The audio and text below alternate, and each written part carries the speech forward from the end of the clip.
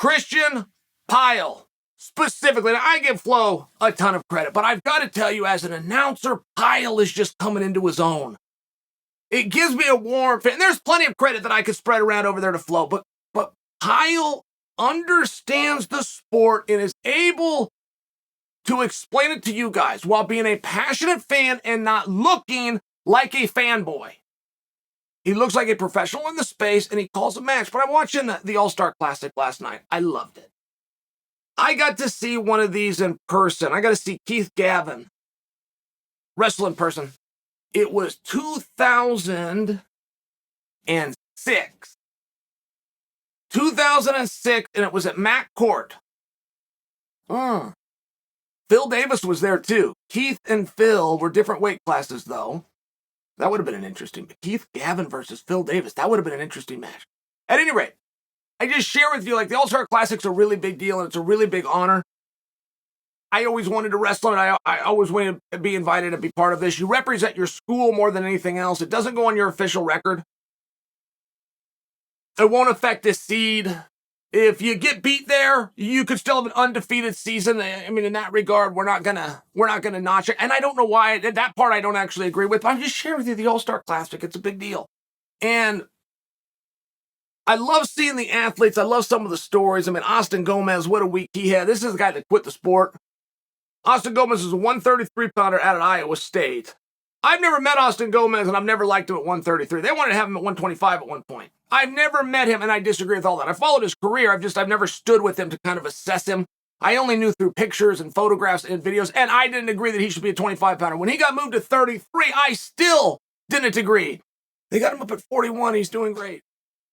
And he's beat Say So, and he's beat Makahalis in 1 week. A lot of times that backfires by March. That's a story for another day. I'm just sharing with you. Sometimes you get off on these great starts, right? Anything that's red hot, it's basic biology. Anything red hot can only cool off. I don't suggest for you that he does. I just think that at 141 pounds and not having to deal with the scale as regularly and as fiercely, in conjunction with having quit the sport. I mean, he said, I'm done. But that does something different to you. That will alleviate so much pressure. It's unbelievable.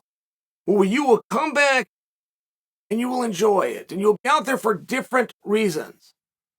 And all of a sudden, you're not watching the clock and you're not overthinking things. You can't get psyched up for sports no matter how many jerks on Amazon sell you a book and try to tell you can. You can only get psyched out. So there's ways to stay very calm and very relaxed, not wear your body down. I just see that with Gomez. It's exciting. It's exciting to see something like that. Now, if you want to talk wrestling in the U.S., there's never been a time like it is right now for heavyweight. And this is an era. This is an era because as true as the statement I just made is, you could beat me if you brought up last year. You go, well, Chael last year was tougher because Gable was here. Now, Gable's going to be here this year. He just won there last night. So you're going to have a multi-millionaire, multiple-time champion who has the current Olympic gold medal. You're going to have him in a division. It would sound as though you've got that division sorted out, but you don't. You don't. Guys are coming for him.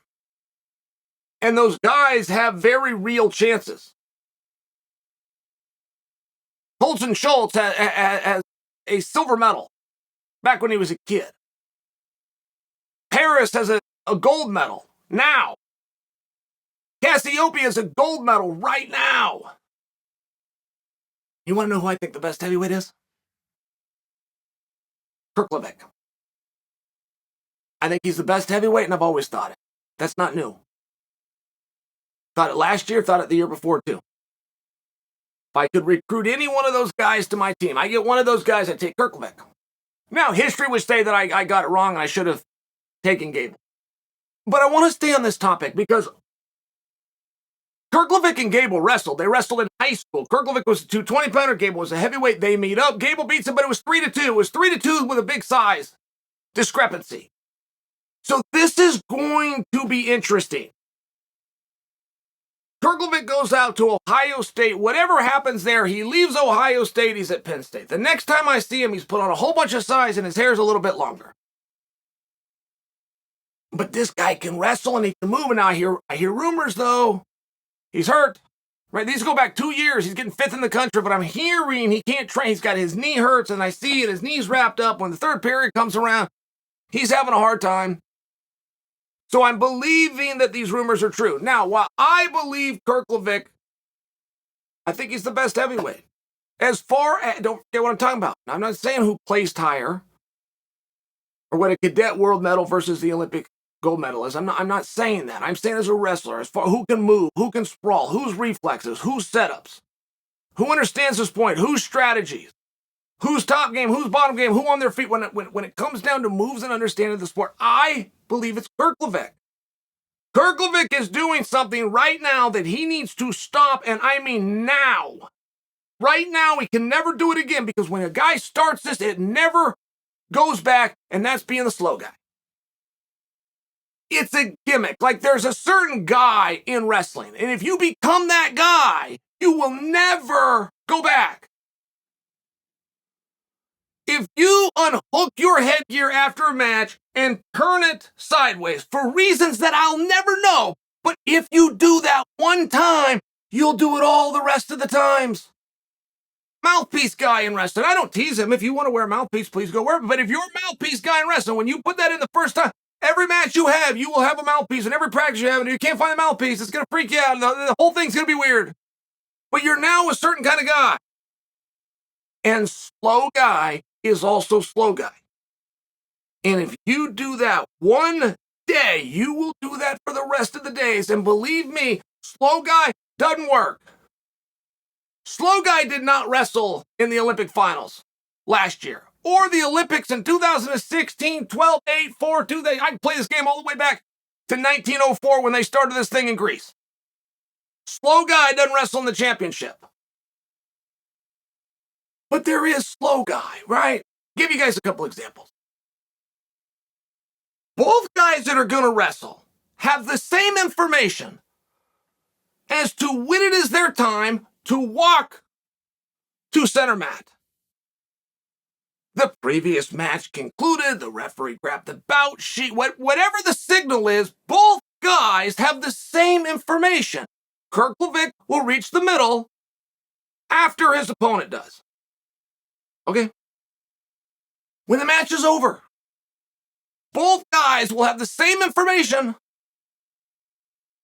to walk off the mat. Whether it was a pin, whether it was a shake, whether it was the raising of the hand, whether the referee says, good job, whatever it is, they will have the same information. Kirklevic versus anybody. Kirklevic will get off the mat last. And when you start to become, when you're putting up your straps and you're doing it slower than that guy is, you'll never take it back. When it's time to pull up your knee pad, and he's pulling up one too, but he's done before you are. This might sound simple. That might all sound simple, what I said. When you become that guy, you will never shake it. You will do it in practice. You will be the last one on the mat. You'll be on time. Everybody's on time. But you got to give it just one last stretch before you step on the mat, and everybody's already out there. Slow guy becomes a thing. And I don't know where it comes from. I don't know why anybody would hook their headgear and turn it sideways. I don't know what you need a mouth for in wrestling, and I don't begrudge it. But it's a very slippery slope, and that guy doesn't wrestle for the NCAA championship. That guy doesn't wrestle for the Olympic championship. That guy's not on the team. He does well. He's there. He's in the hunt. He's a problem. He's a bracket buster. He's not the guy. You don't ever want to be slow guy.